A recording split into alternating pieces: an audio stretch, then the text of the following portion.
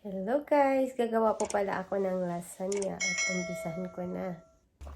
Ayan guys, ito na yung pasta sa aking lasagna. Lantayin ko lang ng ilang minuto. Ayan guys, nalagay ko na yung bawang at sibuyas para sa aking lasagna sauce. At isunod ko na rin yung beef. At ayan guys, ilagay ko na yung beef. Lutuin lang natin yung beef ng ilang minuto guys. Tapos, isunod ko na mamaya yung sauce. At ayan guys, naglagay na ako ng spaghetti sauce. Spaghetti sauce po pala yung ginagamit ko guys para sa aking lasagna kasi masarap. Ayan, haluin lang. At naglagay na rin pala ako guys ng konting salt, black pepper, dried parsley, at beef cubes. Ayan guys, tunawin lang yung beef cubes. At maglagay na ako ng cheese guys. Ayan. Then, imelt lang natin ang ating cheese. Ayan na guys, luto na yung sauce. Ayan guys, paghaluin lang natin yung cottage cheese and ricotta cheese and mozzarella cheese. Ipaghalo lang guys. Ito yung isang ano na to guys, medium size ng cottage cheese. Ayan, ilagay ko na lahat guys.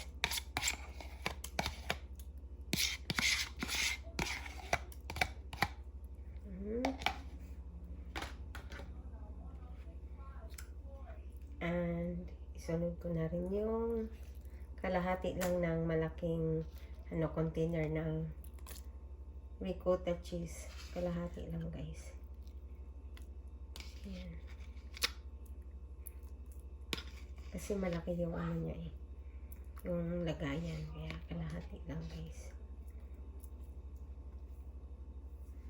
2 pounds yung ano niya guys. Yung sa isang container. So mga 1 pound ang ilagay ko guys. Ayan. Then haluin lang. At ito na yung ating ricotta cheese and cottage cheese guys. Ayan.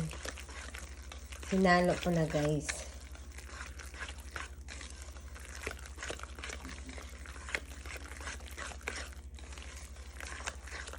At ayan guys, nag-add ako ng 2 egg. Ayan, haluin. 2 egg yung nilagay ko guys. Yung isa lang. Pero ako, 2 yung nilagay ko na egg. Ayan. Then, i-add ko na rin yung cheese guys. Mozzarella cheese guys. Okay na yan. Ayan na guys, ilagay na natin. Lagyan ko muna ng ayan. This guys.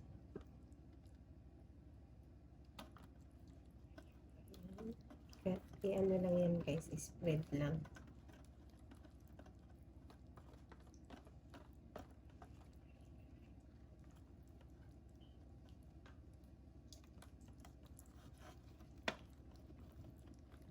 Spread lang.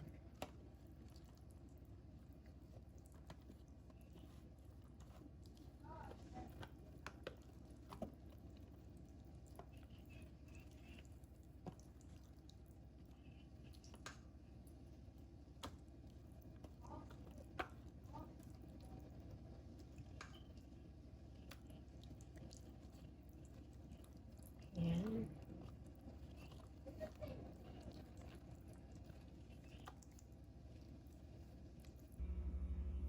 Ayan guys, tapos lagay na natin yung pasta.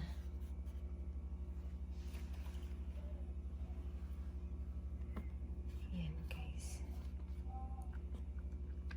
Naghugas naman ako ng kamay guys. Kaya okay lang yan.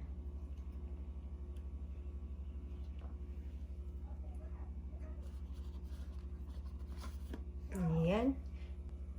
Ayan. Lagyan na naman natin ng sauce.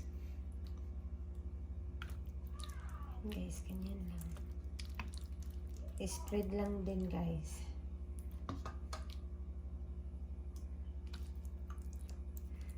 Ayan.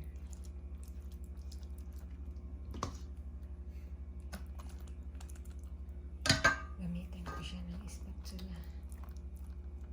Ayan.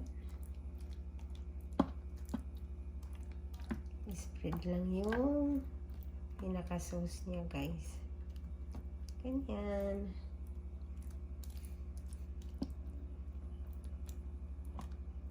Ayan. Lagay na natin yung sauce, guys. At isunod natin yung guys, yung ating pinaghalong cottage cheese and mozzarella cheese and ricotta cheese. Ayan, guys. Tapos spread lang natin.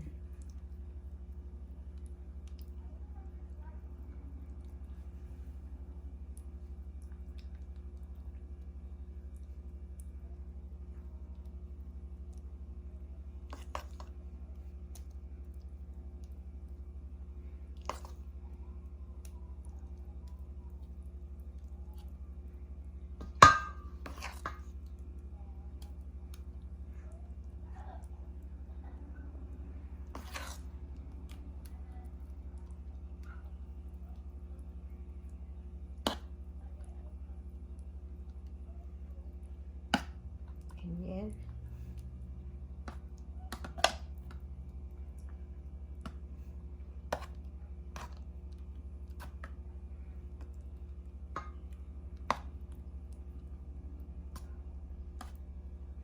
Ayan na, guys.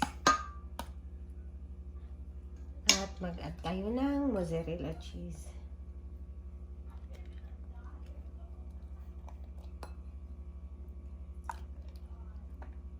Tamtaman lang.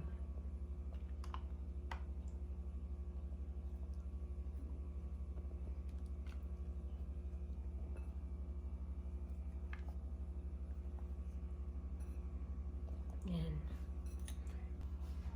Ayan, guys, ito na yung pangalawang layer. Ayan, na-add ko na yung ating pasta. Isunod ko na rin yung sauce, din yung pinaghalong ricotta and cottage cheese, din mozzarella cheese. Ayan, guys. I-ano lang natin, i-repeat lang natin yung step natin, yung pinakauna. Ayan. Ito na yung pangalawang layer, guys. Ayan. Nalagay ko na rin yung sauce. At ngayon naman, isunod ko yung cheese. Ayan. Sunod ko yung cheese, guys.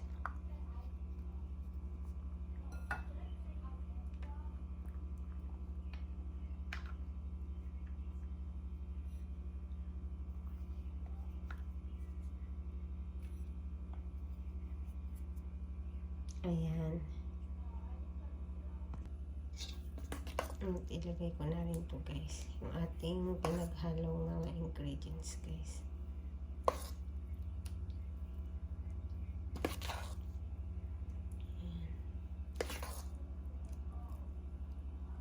Yan, i-spread lang natin.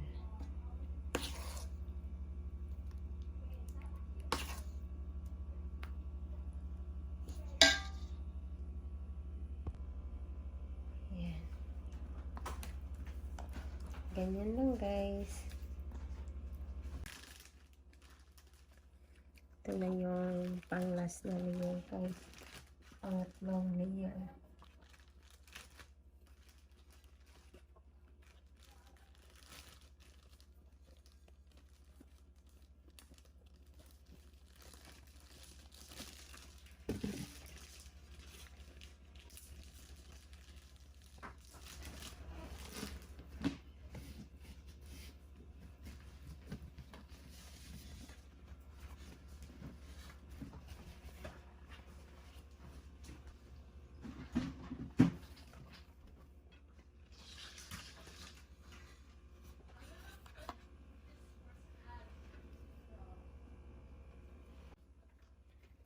Yan.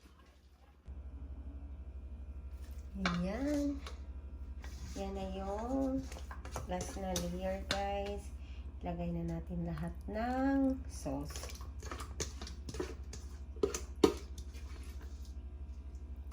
Ayan. Ayan, i-spread lang natin.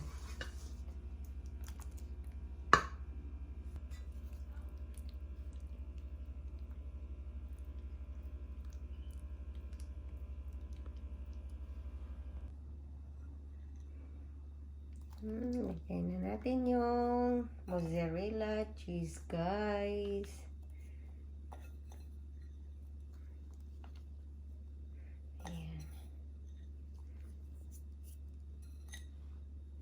Ayan guys, ready to bake na. Ibe-bake ko ng 375 degrees Fahrenheit for 45 minutes. Ayan, ilalagay ko na sa oven. Cover na natin dyan.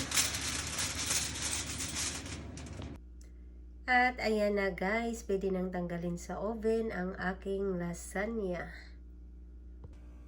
At ayan na guys, luto na ang aking lasagna. Before pala na tinanggal ko sa guys, sa oven, mga 5 minutes, tinanggalan ko siya ng cover para mag-brown yung kanyang cheese. Ayan, ang ganda niya tingnan guys. Then nag-add na rin ako ng dried parsley. Ayan, meron ng dried parsley yan guys.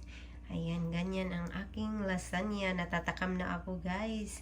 Pero, palamigin ko muna bago ko i-slice ito. At, tikman itong lasagna.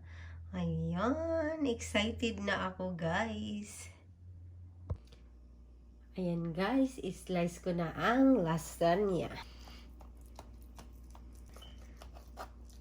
Ayan na, ganyan lang.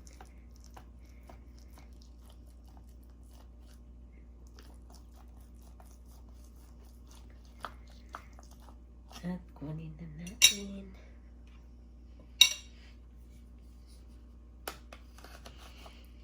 Taran! Yan na guys. Lagay natin dito sa maliit na plato. Ayan na guys. At ito na guys ang aking lasagna. Ayan. Perfect yung pagkaluto guys. Thank you for watching and bye-bye!